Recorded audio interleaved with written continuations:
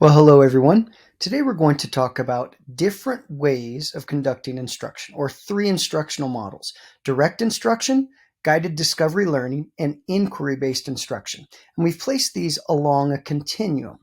And we do that because some of these models are very much teacher-centered or driven by the teacher, for example, direct instruction.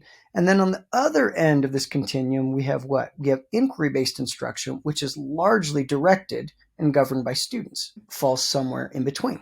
But before we talk about these three different instructional models, let's start off with a little analogy. I'd like to welcome you to the Chandler household. Here's me and here are my family members. And there are two levels to our home.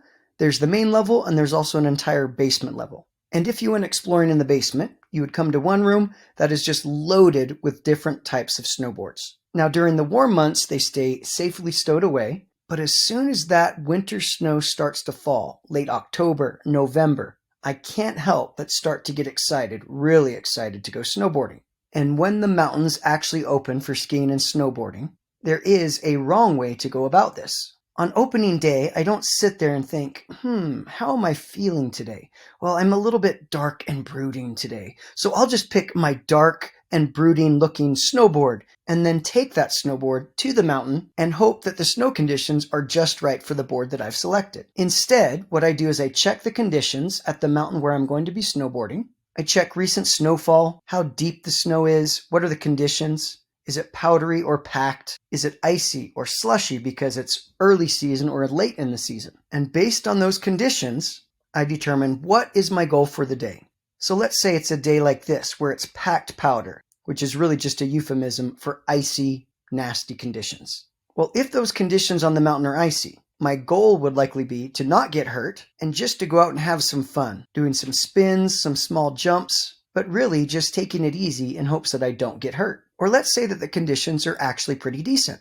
And instead of just playing around, I'm going to go cruising all around the mountain, trying to get as much speed as I can, hitting medium to large size jumps. And on those rare days where there happen to be feet and feet of powder, my goal is just to go out there and carve in and out of trees and go wherever I want.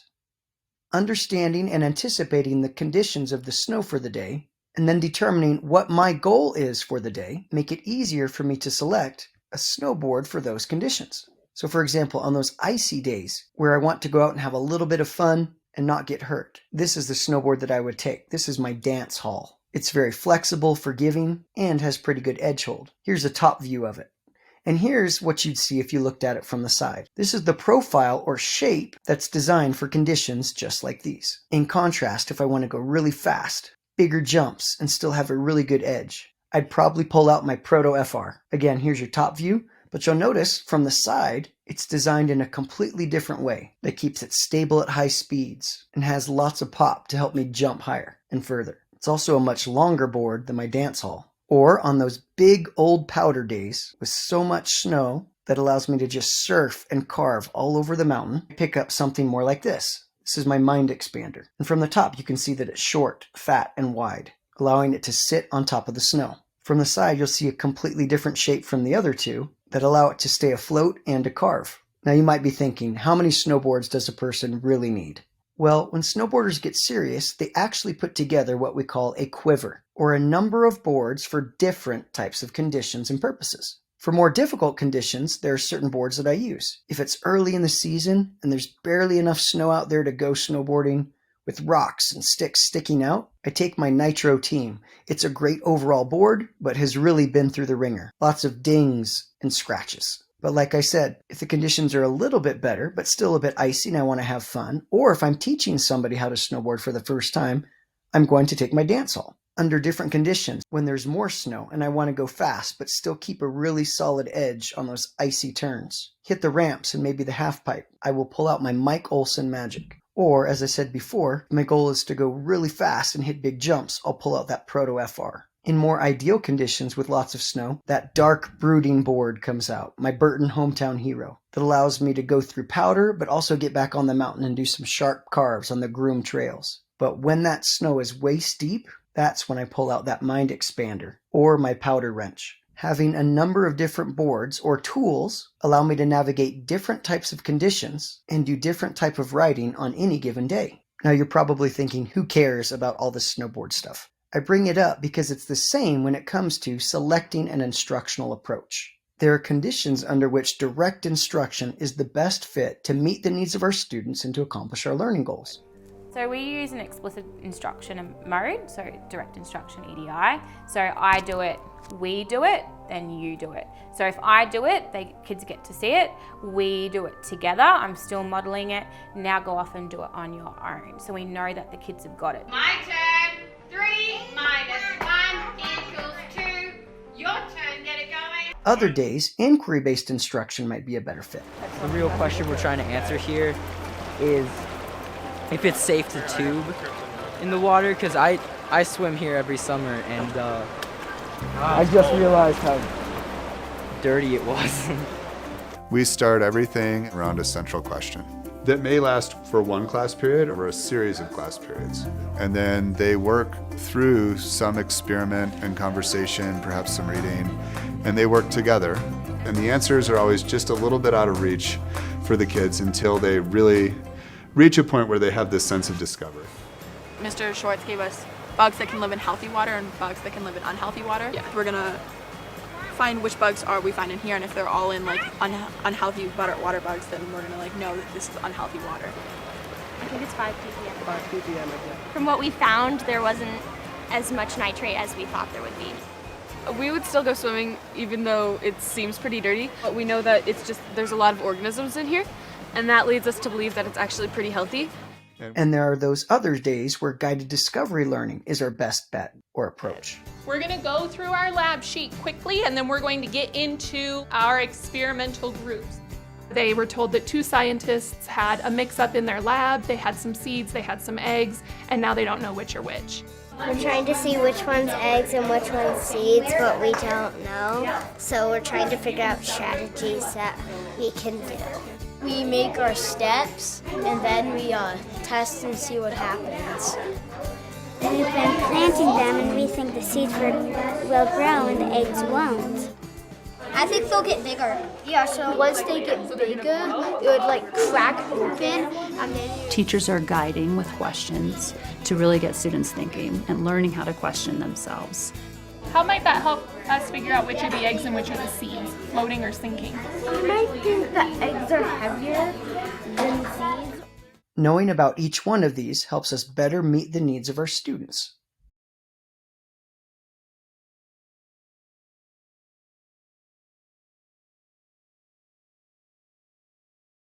Okay, so this is a page right out of this book we have on our coffee table for our youngest son.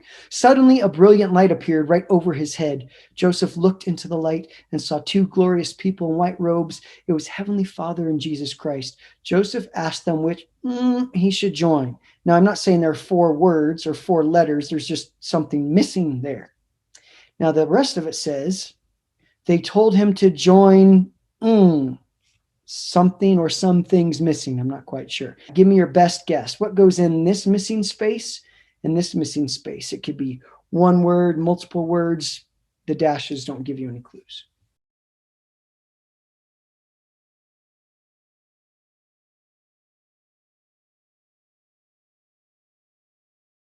Could be sect, none of them, church, religion. Now, I bring that up because what if we just decided to proceed with this answer in mind as teachers? So as a new teacher, or even as a teacher in general, we want to know, okay, what is the one? God, just tell me, what's the one instructional approach that I should choose?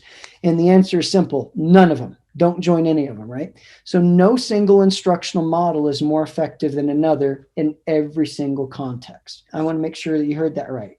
There's no single instructional model that works for every single context. The truth is we have to be like doctors every single day, figuring out what the objective is, who are we working with, and then saying, oh, this is what we're going to do. The truth is that a variety of factors, think of like the topic being studied, nature of the concepts or skills being taught, learning objectives, student needs, all of those are considered before we decide this is how instruction and learning will be designed.